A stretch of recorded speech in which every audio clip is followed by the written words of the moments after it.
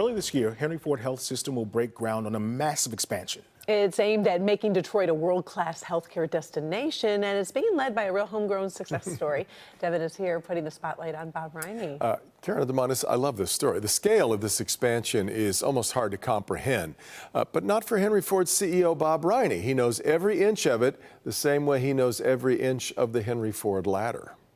So, Bob, really hilarious to me that we're walking around this place that you run, and 45 years ago you worked in security here. I know. As a student at Wayne State. It's hard for me to believe. You know, it's in many ways a quintessential American story of, Yes. you know, opportunity, a little bit of luck, and just a lot of hard work.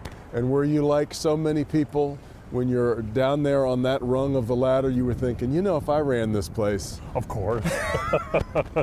And now that I am, I'm like, what was I talking about? These days, what he's talking about is the enormous plan that aims to redefine the city of Detroit and its place in American healthcare. If you think Henry Ford Hospital in the new center is big now, just wait. I love the audaciousness of this, the ambition.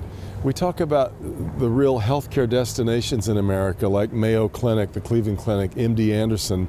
That's what you're expecting. That's absolutely what we're expecting, and that's what this region deserves. You know, we've been dreaming about this for quite a while, but now it's all coming to fruition. It's funny, when we think about the new center, I think most people think about the towering Fisher Building just a few blocks from us. This is going to be taller than the Fisher Building. It is, and you know, we talk about changing the skyline of Detroit and changing the health line of Detroit at the same time. And with the generous donation of the Gilbert Family Foundation and the addition of this world-class rehab hospital, Shirley Ryan Ability Lab, that put the height of the building over the Fisher Building. Not that we're competitive at all. No, not at all. I think when some people think of something like the Mayo Clinic, they start to think, oh, that's healthcare for rich people. That would be kind of disastrous thinking, I think, to you if the folks that live around this community no longer thought this hospital was for them. Yeah, and actually to that point, you know, our values are rooted in this community, and so first and foremost, we want to be the neighborhood choice. In fact, Riney says they've met with more than 150 neighborhood groups to make sure they're responsive to those needs. They also have to be responsive to the changing nature of healthcare.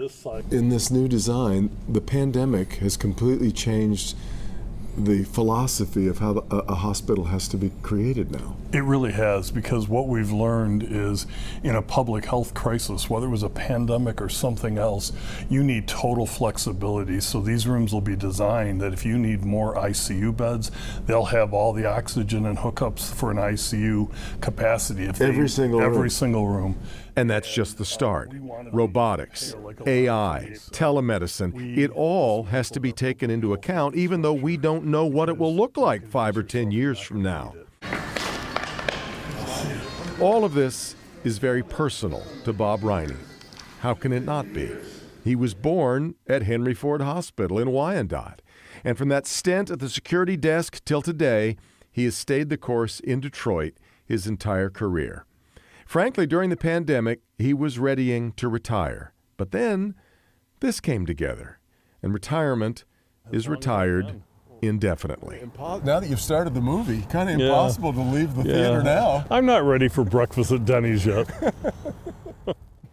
I mentioned he was born at Henry Ford Hospital. It is also where he fell in love with a nurse more than 40 years ago, and he and Sandy have been partners ever since. So it's pretty much formed his life, hasn't it? Yeah. I love his persona. Like, you can totally tell, like, obviously he's a CEO, but he seems really down to earth at the same time. May look familiar to a lot of Detroiters. He's been the chair of the parade company the last couple of years. He's so dyed and saturated in Detroit. So's his daughter, by the way. Caitlin Riney runs a men's clothing store in the Corktown area called George Gregory. So the whole family is very bullish on Detroit. City, Yeah, definitely. exactly right. Great story. Good story. Thanks, Devin. You bet.